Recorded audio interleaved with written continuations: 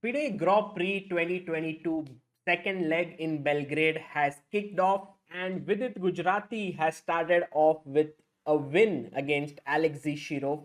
Vidit is playing in the C group. In his group are Shirov, Fedosiev, and Richard Rapport. And it was very important for Vidit to start off with a win because he was playing against the last seed of his group, that is Alexei Shirov. Vidit opened the game with one e4, already a small surprise because generally he likes to play d4. But we can imagine that Vidit must be thinking a lot in the last 1 month. After he played the first leg, he was in Europe all the time. And he must be thinking as to what he can do different so that he can finish in top of his group, then play the semis and finals, and maybe get more points in this Grand Prix.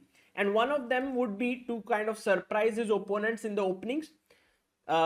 Shiro, always true to his style, goes for the Sicilian. We had the Sicilian Najdorf on the board. And here, Vidit went for the move Queen D3.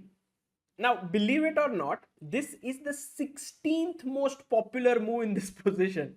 Because Najdorf is such a popular opening that in this position you can go Bishop E3, Bishop G5, Bishop E2, Bishop C4, F3, H3, F4, G3, H4, Knight B3, A4. I mean, the list is endless.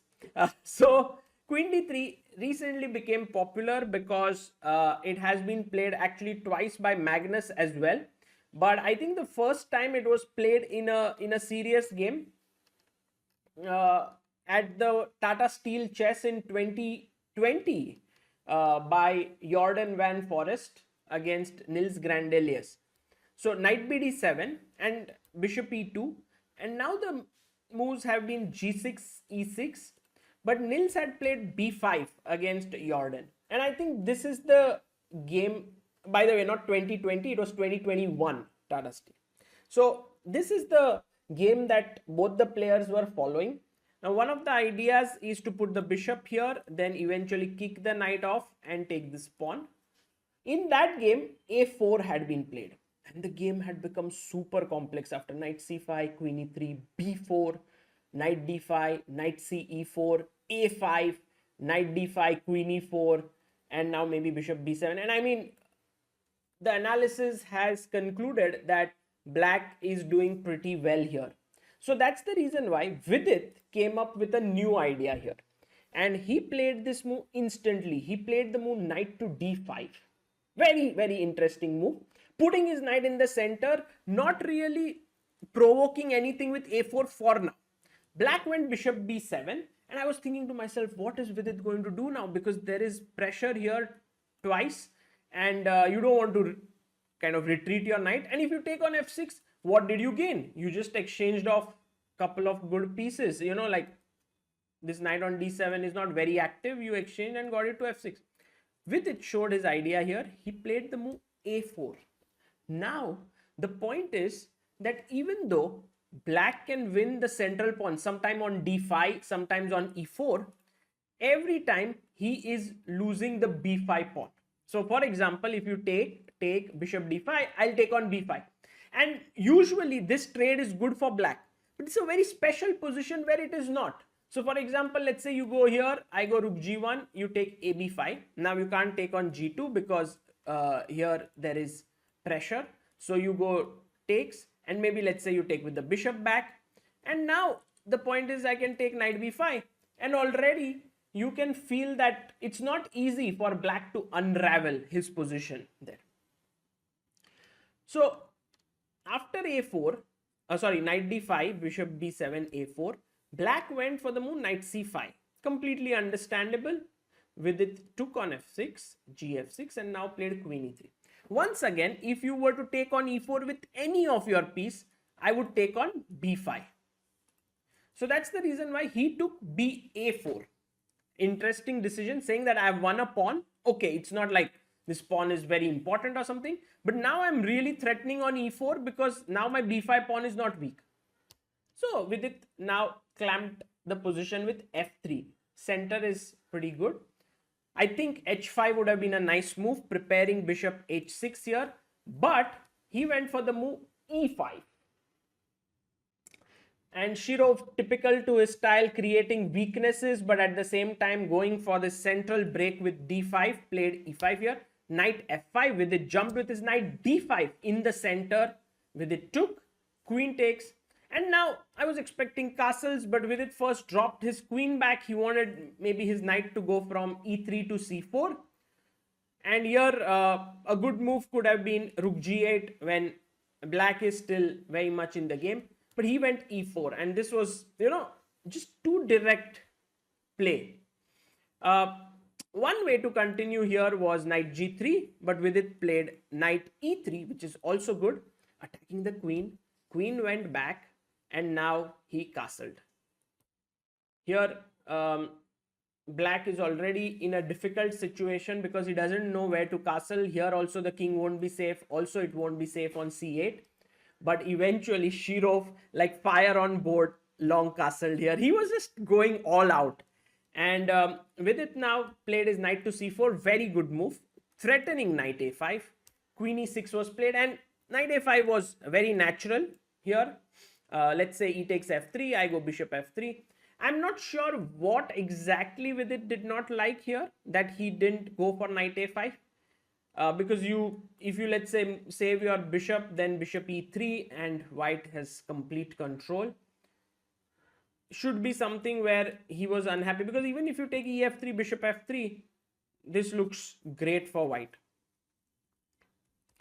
But he went b3, takes, and now Shirov, I mean, what has been true in this entire game, picked up another pawn.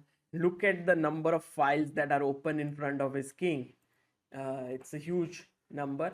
And now with it, I think here was an important moment. With it could have played knight to, rook b1. Rook b1 could have been played here to attack the knight.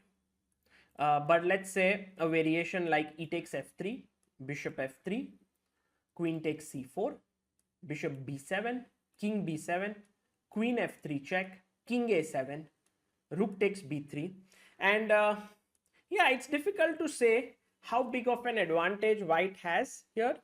Let's say after queen d5, it is clear that, let's say bishop e3, bishop takes e3, queen takes, that black has to be ultra careful because his king is weak, although he's 2 pawns up. But still, it might not be sufficient to win if black defended very well.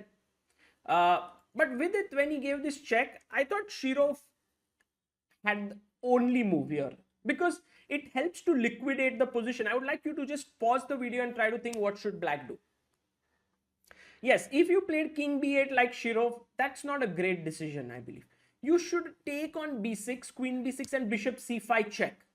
Okay, now everything is getting traded. And I agree that in this position, let's say knight e4, bishop f4, the king is still extremely weak, even though the queens have been exchanged. And maybe taking on e4 is not a great idea, and you should rather focus on not clearing off more pawns on the board. And white can claim a small advantage in such a position, because let's say bishop e3, knight e4, knight e4, maybe rook fb1, and I have pressure with the white pieces, but again, it's not so big that black cannot hold it. But somehow Shirov was not very happy with this. He went king b8, with it gave a check on f4, bishop d6, and now bishop c4, and it was very, very important now for black to find the move e3. Let's say I go queen a2 or queen b2, and you play your queen away from here.